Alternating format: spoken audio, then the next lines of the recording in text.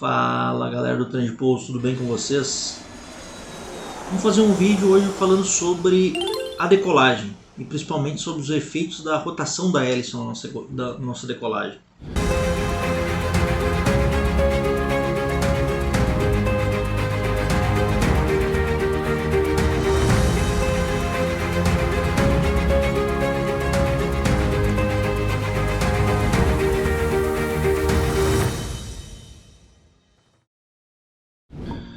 Por que eu gostaria de fazer esse vídeo? Vamos lá.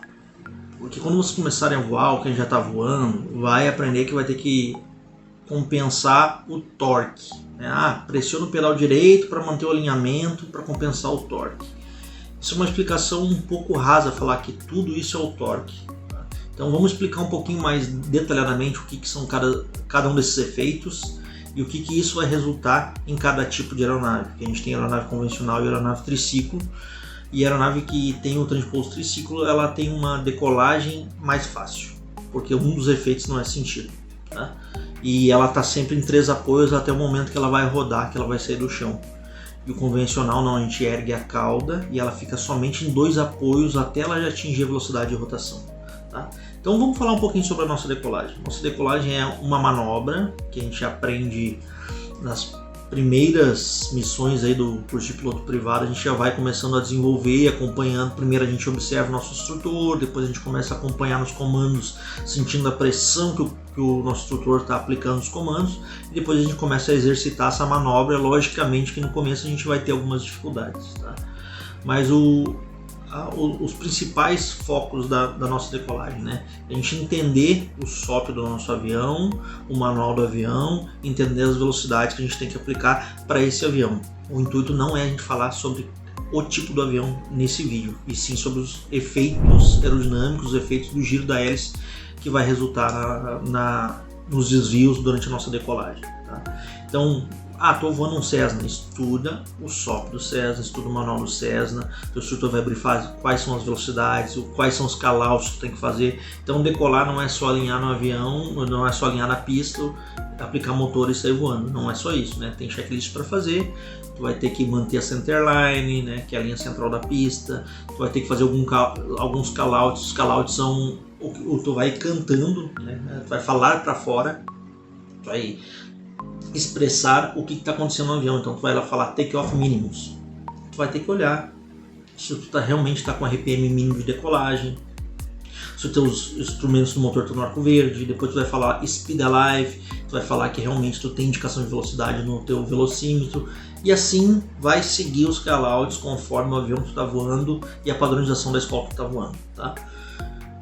Beleza, feito isso, vamos falar agora um pouquinho sobre os efeitos do giro da hélice no nosso avião. São vários os efeitos que acontecem, tá? E a gente falar que tudo isso, a gente aplica o pedal direito para atenuar a tendência do avião de sair para a esquerda, é devido ao torque. É uma explicação um pouco rasa e a gente precisa entrar em mais detalhes, tá? O que é o torque? O torque realmente ele existe, mas ele se dá o efeito na decolagem justamente por causa da terceira lei de Newton, que é ação e reação, que é aquela lei que nos diz que toda ação vai resultar numa reação com a mesma intensidade no sentido oposto, né? E como é que a gente vai ver isso no nosso avião, tá? Isso é o chamado torque. Olhando a hélice de dentro, tá sentada, tá na nacelle do avião, tô olhando, a hélice ela vai girar no sentido horário. Se tu olhar o avião de frente, vai ser no sentido anti-horário. Pois bem, então se a gente botar vamos botar um vetor e uma indicação de ação, tá? Olhando o avião de frente, como a gente pode ver nessa imagem, a gente vai ter a ação, que é o giro da hélice. Olhando de dentro, tá vendo a hélice girando no sentido horário e de frente no sentido anti-horário. Isso é a ação. A reação ela vai se dar no sentido oposto e com igual intensidade. Então a reação vai ser no sentido oposto. Isso vai dar uma tendência de giro no próprio eixo longitudinal da aeronave. A aeronave vai ter essa tendência de girar no seu próprio eixo longitudinal, tá? E isso é o chamado efeito torque, tá? Ele se explica pela terceira lei de Newton. Mas não é só isso que afeta na nossa decolagem. Isso é o torque, mas isso é uma pequena parcela de várias outras coisas que estão acontecendo ao mesmo tempo. O outro fenômeno que acontece é o chamado efeito helicoidal ou saca-rolha. Por quê? Quando a hélice está girando, ela vai tocar o ar no entorno da nossa aeronave, né? Esse ar vai girar em torno da nossa fuselagem até que vai chegar um momento que ela vai bater no leme, tá? E ela vai bater aonde? Ela vai bater desse lado do leme. Se ela tocou desse lado do leme, a tendência do leme é ir para a direita. E a reação aerodinâmica disso aí é a guinada para a esquerda. O teu avião vai tender a sair para a esquerda justamente por causa do efeito que a hélice faz no ar. E esse ar chega girando em torno da nossa fuselagem até que ele vai bater no nosso leme de direção, tá? Bateu, empurrou a cauda para a direita, a tendência do nariz é sair para a esquerda. E isso se chama efeito helicoidal ou saca-rolha. Pois bem, se a gente aplicar isso numa aeronave triciclo, ela vai ter essa tendência de sair para a esquerda, mas não tanto porque ela ainda está nos 3 apoios. Ela está com a trequilha e o trem principal no chão. O avião convencional, no momento que a gente ergue a cauda, a gente vai diminuir o arrasto e aumentar a aceleração para a decolagem. Mas a gente vai ter o efeito de perder um dos apoios, porque a gente sai do apoio da bequilha do chão e fica só com o apoio do trem principal no chão. Aí já essa tendência de giro já vai ficar um pouco mais intensa. E para isso, quando o avião está decolando, o avião convencional principalmente, conforme ele vai acelerando, a gente vai ter que sempre contrapondo essa tendência, aplicando um pouquinho mais de pedal para a direita, tá? Mas não para por aí. Depois a gente tem o efeito giroscópio. O que é o efeito giroscópio? A própria hélice girando tem essa tendência de um giroscópio, tá? Então a gente já viu, sei lá, no curso do PP, que o efeito giroscópico ele se dá pela rigidez e pela precessão giroscópica, né? Então dá uma olhadinha lá, tem um pouquinho mais curiosidade como funciona o giroscópio, isso é bem importante, dar uma olhadinha nisso aí. Mas resumindo, a rigidez giroscópica é a tendência, se esse rotor estiver em alta velocidade, de ela se permanecer no mesmo plano. Isso seria a rigidez. E a precessão giroscópica é a tendência da mudança do eixo de rotação desse objeto, tá? Então, praticamente, resumindo, é isso aí. Então, se a gente observar a nossa hélice girando, ela desenha um disco, né? Ela desenhou esse disco, e esse disco vai ter os efeitos giroscópicos, né? Como que a gente pode explicar isso aí? A nossa hélice ela gera uma tração com uma força para frente, tá? E a gente vai ter agora um efeito, uma força na direção da rotação. Então vai ser na direção da rotação da nossa hélice, olhando de frente a nossa hélice está girando assim, né, para cá, só que 90 graus da direção da força principal.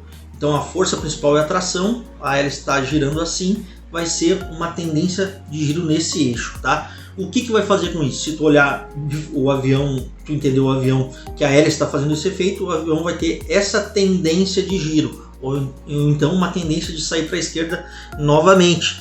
E isso explica por que a gente está aplicando o pedal para a direita e não somente o efeito torque, como se fala por aí, né? Então, isso está mais sujeito também nos aviões convencionais do que no avião triciclo, mas o avião triciclo ele também sofre esse efeito, mas de novo, ele está nos 3 apoios, e o avião convencional, quando ele está correndo para decolagem, ele está somente em dois apoios, porque ele já está com a cauda erguida, tá? Para a gente atenuar essa tendência do avião sair para a esquerda, o que a gente tem que fazer? A gente tem que erguer a cauda mais suavemente, então a gente tem que estar na velocidade certa no avião convencional para erguer a cauda, para te não sair tão sem energia, para te poder ter energia aerodinâmica lá no teu profundor, para te poder erguer a cauda, tá? E a tua cauda erguer. Se tu sair já com energia baixa, essa tendência já vai te tirar mais da centerline e vai te tentar tocar o avião mais para a esquerda, beleza? E para finalizar, a gente tem o P-Factor, ou o efeito P, né? Que na verdade é uma carga assimétrica. O que é isso aí? Vamos lá.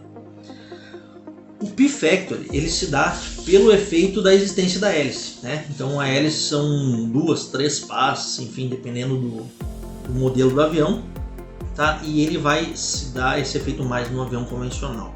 Por quê? Quando a gente tem um avião convencional, a gente começa a corrida de decolagem com a cauda baixa, ou seja, a bequilha lá no chão para a gente ter como direcionar a nossa decolagem. E isso vai fazer com que os ângulos de ataque das nossas hélices estejam diferentes. O nosso ângulo de ataque, ou quando a gente está numa subida, a gente está com o ângulo de ataque da hélice diferente e o eixo de rotação da hélice está inclinado para cima. A gente está para cima, né?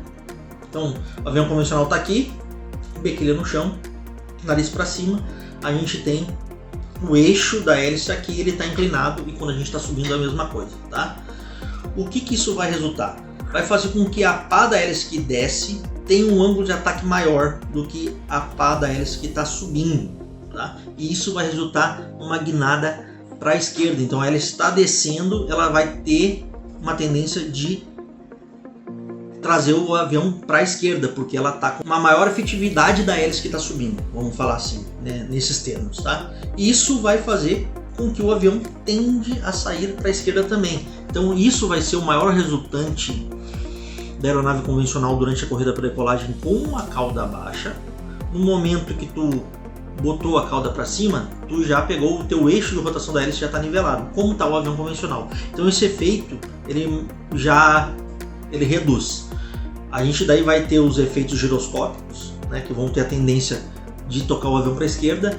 O efeito saca-rolho, ou conhecido como efeito helicoidal, que é a massa de ar girando na nossa fuselagem, batendo do lado direito do leme, empurrando a cauda para a direita, o nariz para a esquerda, e ainda tem o efeito torque.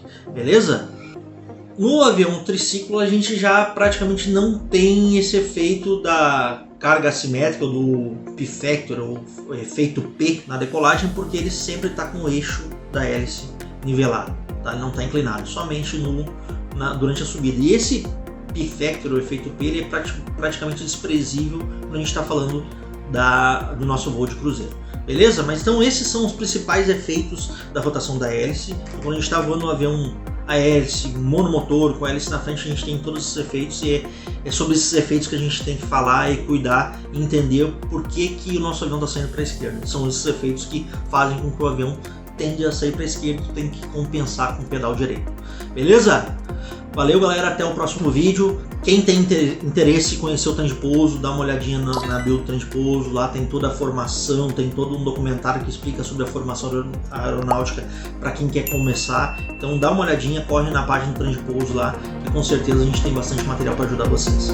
Beleza? Valeu, um abraço!